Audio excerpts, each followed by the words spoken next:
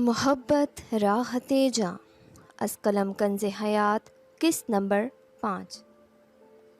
امی کہاں ہیں آپ؟ گھر میں داخل ہوتے ہی حیا چلاتے ہوئے غصے سے پاگل ہو رہی تھی۔ کیا قیامت آ گئی ہے بھائی، آ رہی ہوں، راحیلہ کہتی ہوئی ہال میں داخل ہونے کو تھی کہ حیا ان کے سامنے آ کھڑی ہوئی۔ کس کی اجازت سے آپ لوگوں نے میرے لیے امان کا پروپوزل ایکسیپٹ کیا ہے؟ وہ غصے سے غرائی تھی۔ کیا ہو گیا ایسا؟ ان کی فیملی سلجھی ہوئی اور شریف ہے بیٹا، انہوں نے اتنے پیار سے ہاتھ مانگا، میں انکار نہیں کر سکی، راحیلہ نے وضاحت دی۔ لیکن جب میں انکار کر چکی تھی تو آپ لوگ کون ہوتے میری لائف کا اتنا بڑا فیصلہ اپنی مرضی سے کرنے والے؟ حیا کا غصہ کسی طور کم نہیں ہو رہا تھا۔ حیا یہ کس انداز میں بات کر رہی ہو تم؟ راحیلہ اپنی بیٹی کو حیرت سے دیکھے گئی۔ اب میرا یہی انداز ہے، میں اس شخص سے ہرگز شادی نہیں کروں گی، سنا آپ نے؟ حیا نے انگلی کا اشارہ ماں کی طرف کرتے ہوئے کہا۔ آپ ابھی انکار کریں گی انہیں؟ ابھی؟ وہ گھائل شیرنی کی طرح غصے سے دھاڑی تھی۔ تھپڑ کی آواز سے اگلے ہی لمحے پورا ہال گونج اٹھا تھا جو راحیلہ نے حیا کے منہ پر دے مارا تھا۔ حیا کا غصہ بھگ سے اڑا تھا اور اب اس کی بھیگی آنکھیں حیرت سے ماں کو تک رہی تھی۔ زرار احمد کی بیٹی ہو تم؟ بڑوں سے کس لہجے میں بات کرتے ہیں بھول گئی ہو؟ ماں باپ کی عزت کی کوئی پرواہ نہیں تمہیں، میں انکار نہیں کروں گی انہیں، اگر تمہیں زرار کی عزت کی دھجیاں اڑانی ہے تو خود جا کر منع کرو انہیں، راحیلہ غصے سے کہتی اپنے کمرے میں چلی گئی تھی، جبکہ حیا حیرت سے ماں کو جاتے ہوئے دیکھ رہی تھی۔ آنسو کسی ندی کی طرح بہنے لگے۔ میں حیا زرار احمد کی ناسمجھ بیٹی، جس نے بابا کے جانے کے بعد ان کی ساری ذمہ داری سنبھالی۔ کیا غلط کیا میں نے؟ بابا کے جانے کے بعد جب سے آفس کا چارج سنبھالا ہے، آئے روز کسی نہ کسی کی ڈنر یا کافی کا انوائٹ آیا ہوتا ہے، جس کے پیچھے لوگوں کے غلیظ مقاصد چھپے ہوتے ہیں۔ وہ اور لڑکیاں ہوتی ہیں جو سکسیسفل ہونے کے لیے ایسی آفرز ایکسیپٹ کرتی ہیں اور دوستی کی آڑ میں اپنی حدود سے تجاوز کر جاتی ہیں، لیکن میں حیا زرار ہوں، اپنے بابا کا سر کیسے جھکنے دیتی؟ ہر اس آفر کی طرح مان دورانی کی آفر ٹھکرا کر اپنے کردار کو پاک رکھنا چاہا تو کیا غلط کیا؟ مجھے پتہ ہے وہ مجھ سے اسی بات کا بدلہ لینے کے لیے شادی کرنا چاہتا ہے۔ امی کو کیسے بتاؤں کہ لوگوں کی کیسی کیسی نظریں اور خیالات کو برداشت کرتے ہوئے کمپنی کو سنبھالا ہے؟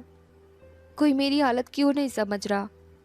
حیا کی آنکھوں سے مسلسل ہوتی برسات نے اس کا چہرہ تر کر دیا تھا۔ وہ امان کے پروپوزل کو اپنی طرف سے بدلہ لینے کا ایک بہانہ سمجھ بیٹھی تھی۔ ایک طرف سے وہ اپنی جگہ ٹھیک ہی تھی، ادھر راحیلہ اپنے کمرے میں آ کر زرار احمد کی تصویر ہاتھ میں اٹھائے مسلسل رو رہی تھی۔ یہ میں نے کیا کر دیا زرار؟ اپنی حیا پر ہاتھ اٹھا دیا، کیسے ہو گیا مجھ سے یہ؟ راحیلہ کے انداز میں شدید پچھتاوا تھا۔ لیکن حیا کو کیا ہو گیا ہے؟ ہماری اتنی فرما بردار بچی، کبھی اس طرح بدتمیزی نہیں کی، ایسے سامنے سے کبھی جواب نہیں دیا۔ راحیلہ افسردہ ہوئی۔ زرار، مجھے کس امتحان میں تنہا کر گئے ہیں آپ؟ راحیلہ کی آنکھیں پھر سے نم ہو گئیں۔ سورج کی کرنوں نے حیا کے چہرے کو روشنی بخشی تو حیا کو اٹھنا ہی پڑا۔ رات بھر روتے روتے کب آنکھ لگی اسے پتہ نہیں چلا۔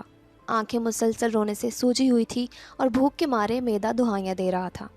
رات بھی کھانا نہیں کھایا تھا۔ گھڑی پر نظر پڑی تو 9:30 ہو رہے تھے۔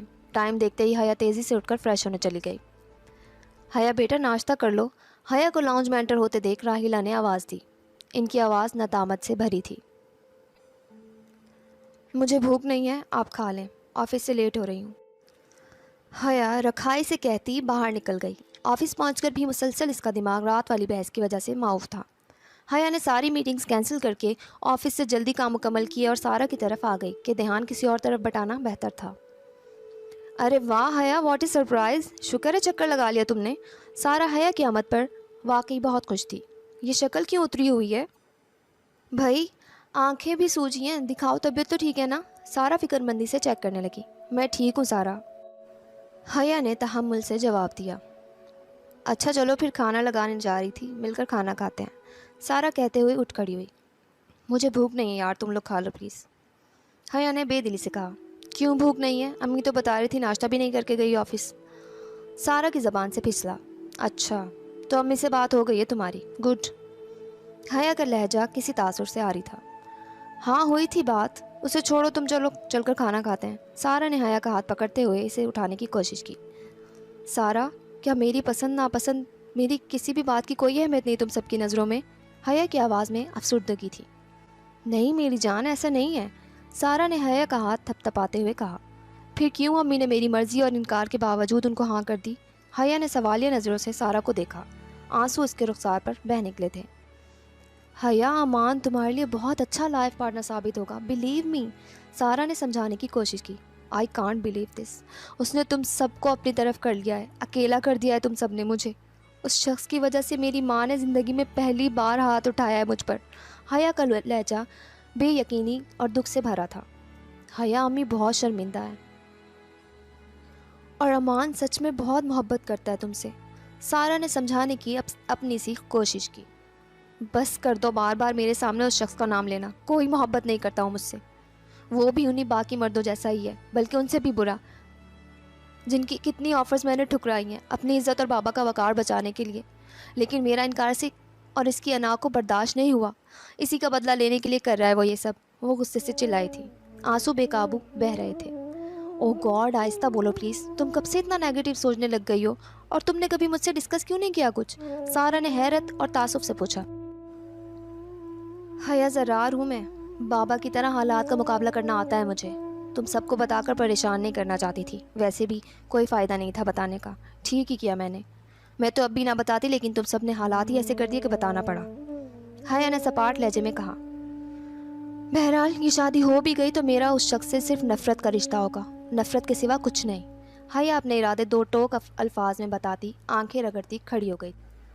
کھانا کھا کر جاؤ گی تم یہاں سے، ایسے نہیں، چلو شاباش، میری لیے نہیں تو بابا کی خاطر ہی صحیح۔ سارا زبردستی حیا کو ڈائننگ ہال میں لے آئی تھی، اور حیا بھی بابا کے نام پر خاموش ہو گئی تھی۔ سارا نے ٹیبل سیٹ کیا اور ہارون کو کھانے کے لیے بلایا، حیا بھی کرسی گھسیٹ کر بیٹھ چکی تھی۔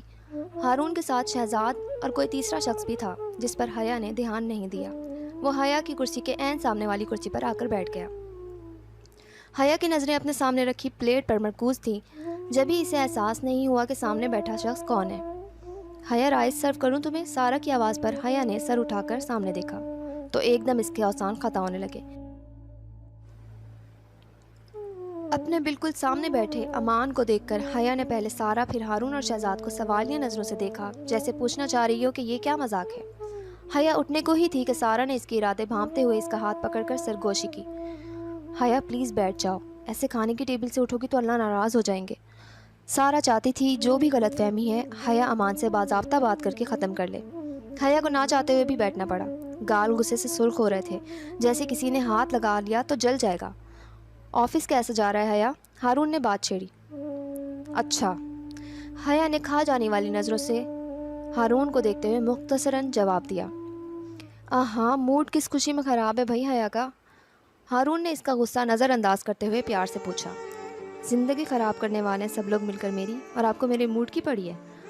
حیا نے امان کو دیکھتے ہوئے رکھائی سے طنز کیا۔ ٹیبل پر بیٹھے تمام افراد حیا کو حیرت سے دیکھنے لگے۔ حیا پلیٹ سائڈ پر کر کے جانے کے لیے اٹھ کھڑی ہوئی۔ ٹھیک سے کھانا تو کھا لو، سارا بھی نرمی سے کہتی ہوئی اٹھ کھڑی ہوئی۔ کھا لیا ہے ٹھیک سے، آپ اپنے خاص مہمان کو کھلائیں۔ حیا نفرت بھری نگاہ امان پر ڈالتی جلدی میں کہتی باہر کی طرف چل دی۔ سارا بھی اس کے پیچھے لپکی۔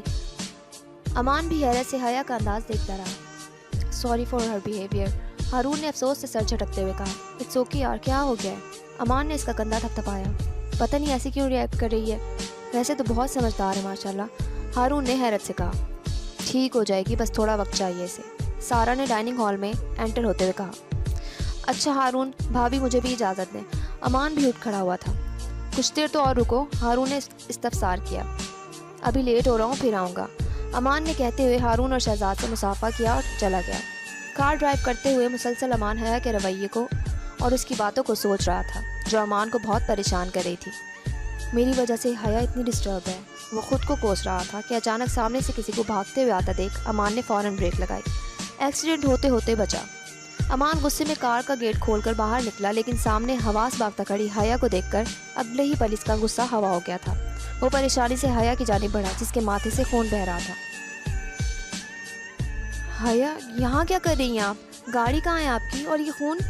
امان فکر مندی سے پوچھ رہا تھا۔ حیا خوف سے صرف اتنا کہتے ہوئے بے ہوش ہو گئی۔ Save me. امان نے اسے بڑھ کر تھام لیا تھا اور جلدی سے گاڑی میں بٹھانے لگا، جب اس کی نظر 4 گنڈے نما لڑکوں پر پڑی جو حیا کو امان کے ساتھ دیکھ کر واپس بھاگ گئے تھے۔ باقی آئندہ۔